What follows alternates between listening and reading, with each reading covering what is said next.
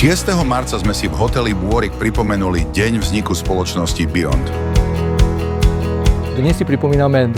výročie spoločnosti Beyond a všetkých ľudí, ktorí ju kedy tvorili, tvoria a budú tvoriť. Pripomenuli sme si našu históriu, kľúčové milníky a začiatky, z ktorých sme vyrástli. Atmosféru spríjemnila a cappella Fragile a tanečné vystúpenie. Akciová spoločnosť Beyond za všetky roky svojho pôsobenia vyrába široko portfólio radiofarmák, radiodiagnostických a poskytuje excelentnú zdravotnú starostlivosť na poli PET a SPECT CT.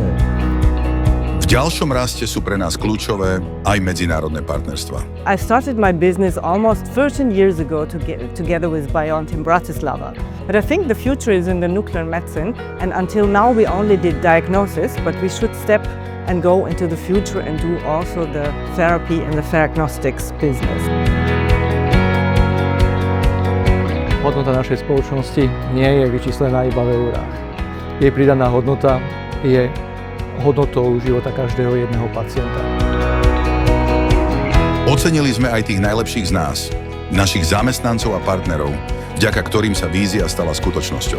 Budeme musieť sa pozrieť pred seba na nové výzvy a to je otázka výroby radiofarmák radioterapeutických a rozšírenie zdravotnej starostlivosti o ďalšie diagnostické postupy a terapiu nádorových ochorení ako celku.